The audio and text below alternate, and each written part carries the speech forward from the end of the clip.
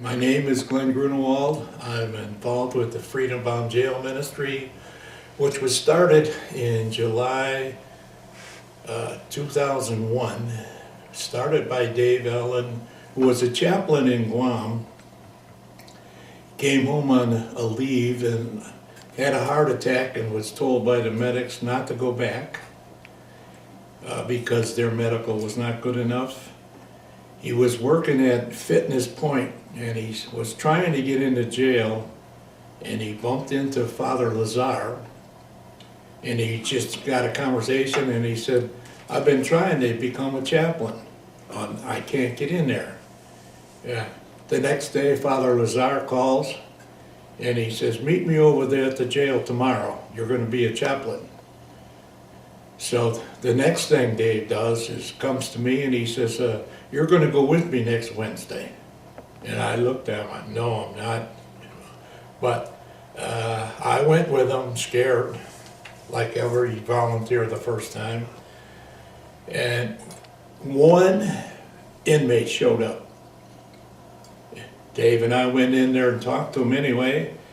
And when we were through, Dave says, "I expect you to bring some people with you next week." So we went back. The next week there was 7. And it just kept on multiplying up till today. I think we are covering about 10, 12 different pods. We have 30 some volunteers. And we're also covering Westville with 2 different pods right now. About 5 years ago, one of the inmates came up to me and handed me this poem. And I was so impressed with this poem that I brought it before the board that we could ask several churches to start writing letters if we put names in their bulletins. A poem by an inmate called Prison Life. It's waiting on letters when you're doing time and your family won't write or send a dime. It's waiting on visits that never take place from friends or loved ones who forget your face. It's hearing them lie and saying that they are trying, making you promises, but you know they are lying. It's making plans with someone you thought you knew, but their plans suddenly change and it didn't include you. It's hearing them say how much they care, but in your time of need, they are never there. It's hearing them promise and it goes straight to your head. But when push comes to shove, they leave you for dead. It's feelings and love, honor and pain, pride and emotions, and hurting inside. It's expressing yourself to your loved ones and friends, but they can't feel your pain because you're in the pen. It's calling and hearing. There's a block on the phone, but you maintain and you're still alone, and life goes on. It's really messed up when you're doing time, but that's prison's life, out of sight, out of mind, still alive. Glenn has given us a review of the start of Freedom Bound. I think an important part to add to that is Freedom Bound ministry has a purpose. The people who volunteer are all Christian people. They are required to sign a statement of faith. They represent the greater church of Jesus Christ from many different denominations, many different churches. We are not visiting the offenders to promote our church, but to promote living within the boundaries of the Church of Jesus Christ.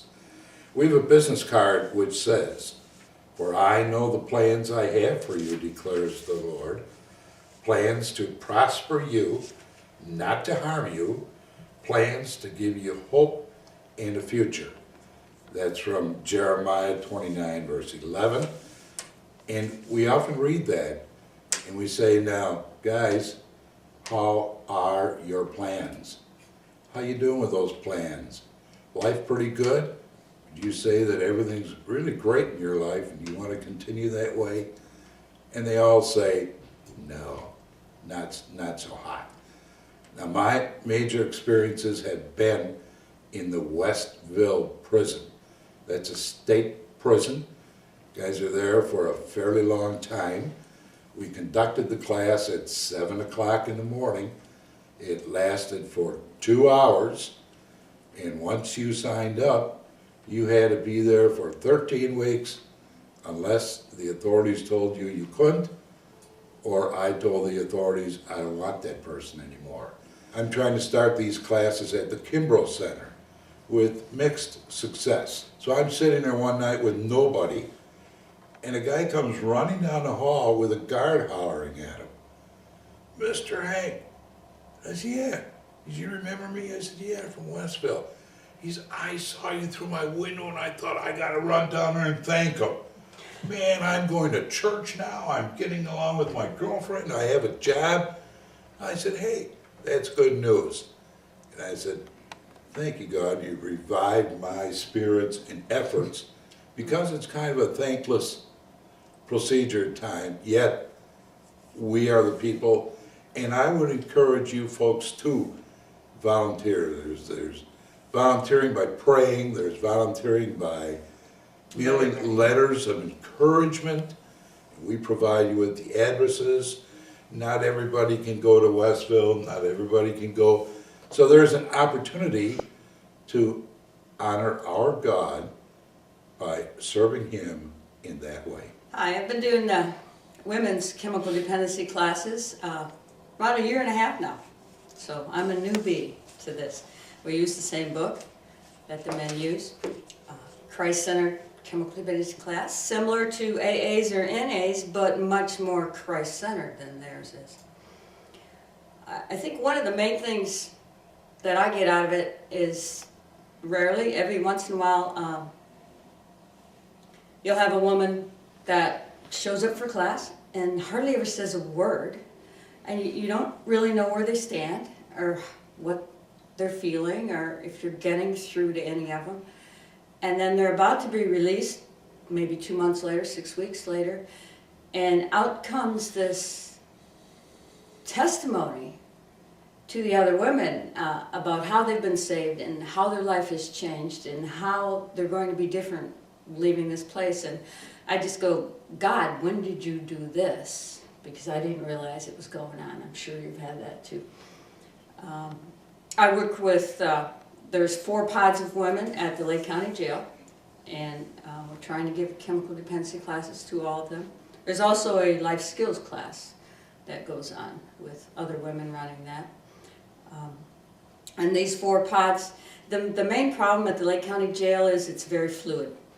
They don't stay for a long time like at Westville. They're in and out. Sometimes we will see a woman once, maybe twice, and they get released and they go to Kimbrough, the Work Release Center. When we're fortunate, we'll have them for 2 or 3 months. It's extremely rare for anybody to be there for a year, but it does happen once in a while. So it's a little bit different than the prison situation at the jail because it's so fluid, but we still try to get them to the books, try to get them to work through the lessons, doing 1 a week, just like everybody else. And I see changes, and that's why I think that, hey, this is really worth it when you see somebody change or you notice a difference in their life, and I think that's why we're there. For the women, we really could use some more help. We need some more volunteers. An assistant leader, another leader that would like to take a pod once every other week, something like that, and it would really be helpful. A couple new leaders would be great too. Yeah. My chains are gone, I've been set free. My God, my Savior.